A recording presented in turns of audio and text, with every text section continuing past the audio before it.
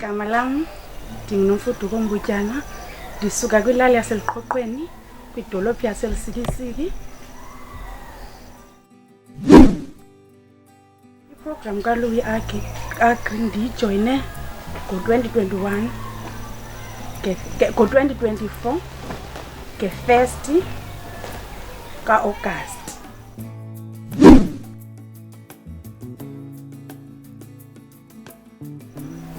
Phambi kokuba ndijoyine le program, ubomi bam babunzima kakhulu.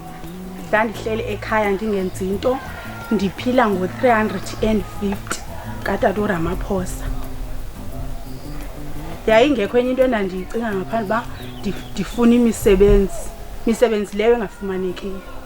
Wafika ke uLouis Agri wandinceda.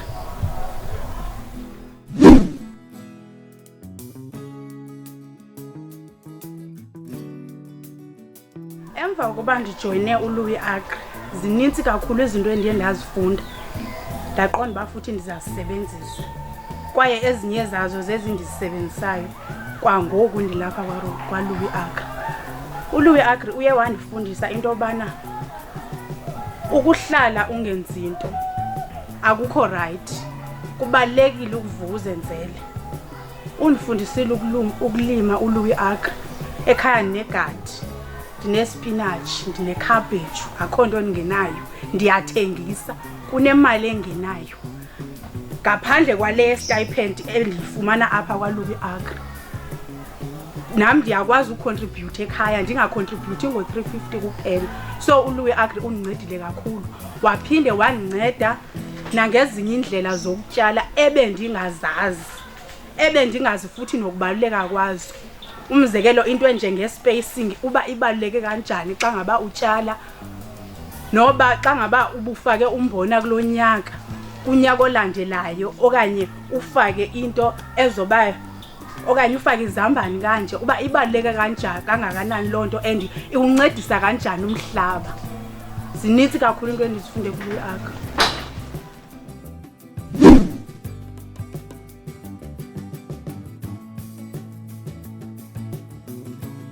Ukhona umohluko omkhulu ngoba andithengisi kuphela, ndiyakwazi ukukha ispinatshi ndisekwamakhelwane ndingajonganga nzuzo. Ndiyakwazi ukunceda oomakhelwane bam, abantu abasondeleyo kum. Xa ngaba ndithe ndanezithole ezininzi, ndithathe izithole ndiphise ngazo. Umzekelo, ngoku apha evekini bendigqiba kuphisa ngezithole zetumata kuba ndiyifakile egadini inintsi, ndanika oomakhelwane balima nabo.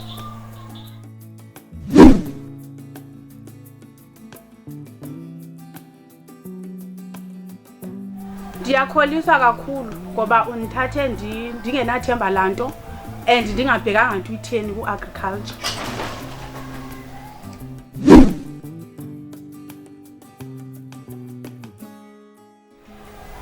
Into endingabacebisa kuyo kukuba xa ngaba into beyithembisile ikhawuleze ifike ebantwini babo. Iphinde futhi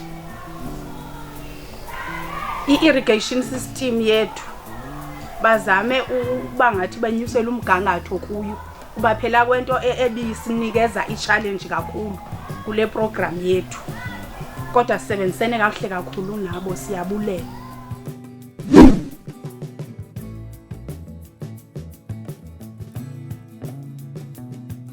Zibutshintshile kakhulu ubomi bam ngoba ekhaya ngoku ndinegadi yam, andiboleki khuba mzini, sinekiriva ekhaya, singabantwana sihlala sodwa singenabazali, kodwa ikiriva ikhona ekhaya, ikhuba likhona, igadi lihlaza, ungafunga uthi kukhona ixhokazi elikhona.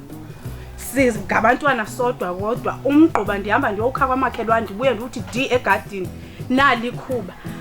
Andinankabi okanye andinatrethi ndilimela ekhaya, ndilima ngezinto zakwaLouis, ndiyabhakela, ndiyapeta ngezinto zakwaLouis. Zindincedile kakhulu.